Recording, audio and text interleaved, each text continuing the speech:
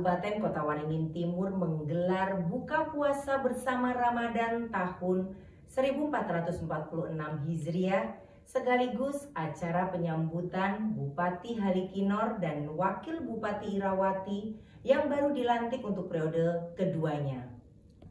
Kegiatan yang digelar di Aula Rumah Jabatan Bupati itu dihadiri oleh penjabat di lingkungan Pemkab Kota Waringin Timur, instansi vertikal, tokoh adat, tokoh agama, tokoh pemuda, dan tokoh masyarakat.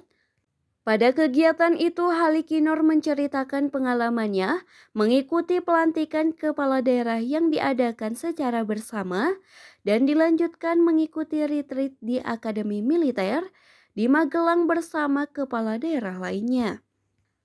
Disebutkan pelantikan secara serentak dan langsung dilakukan oleh Presiden Republik Indonesia.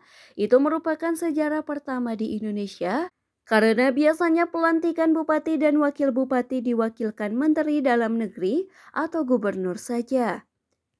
Namun pada dasarnya Presiden sebagai pimpinan tertinggi negara berhak untuk melakukan sendiri pelantikan kepala daerah.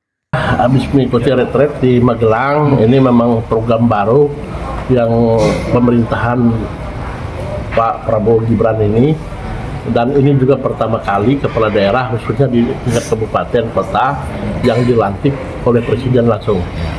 Karena kita tahu dulu oleh zaman Orde Baru pelantikan presiden gubernur itu dilantik oleh menteri dilantik oleh presiden. Nah, lalu kepala daerah, khususnya bupati wali kota dilantik oleh gubernur.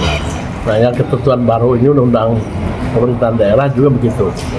Jadi presiden melantik gubernur, bukan lagi menteri dalam negeri. Kan dulu kan pendelegasian kewenangan presiden kepada menteri dalam negeri.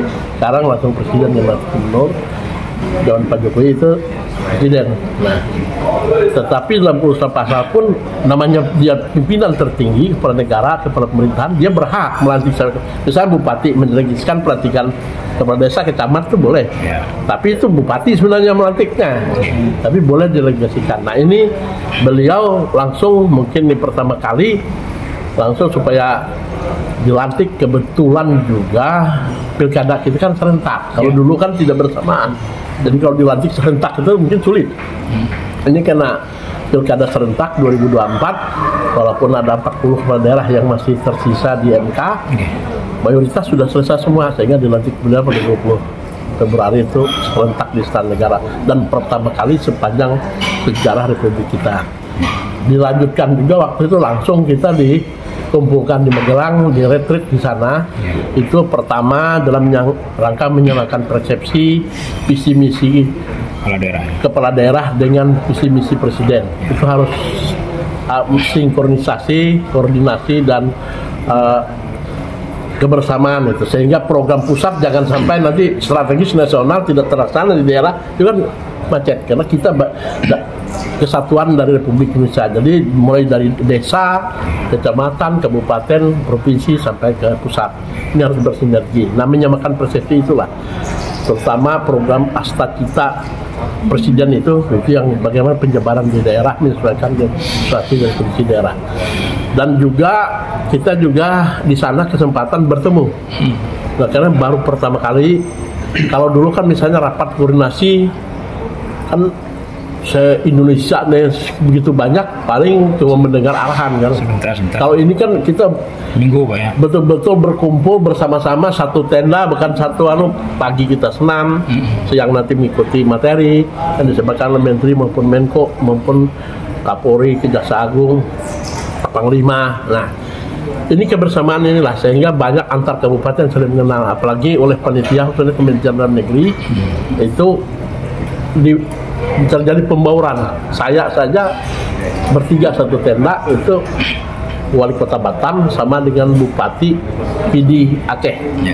Dalam kesempatan kegiatan pembuka puasa bersama itu, ceramah agama disampaikan Ustadz Haji Saripudin, mewakili Ketua Majelis Ulama Indonesia Kabupaten Kota Waringin Timur. Dalam tausiahnya disampaikan dalam pembangunan suatu negara atau daerah pemerintahan terdapat 4 komponen pokok, Pertama, sosok pemimpin. Seorang pemimpin dituntut mempunyai kearifan dan kebijaksanaan memimpin negeri, karena dari kearifan dan kebijaksanaannya lah negeri akan makmur, damai, dan sejahtera. Kemudian kearifan dan kebijaksanaan seseorang pemimpin ini perlu didukung komponen lain, yaitu pengetahuan sosok ulama yang mempunyai keilmuan dalam memberikan arahan jalannya pemerintahan dan pembangunan. Dari Sampit, Kabupaten Kota Waringin Timur, Koli Trisubagio, Sampit TV mengabarkan.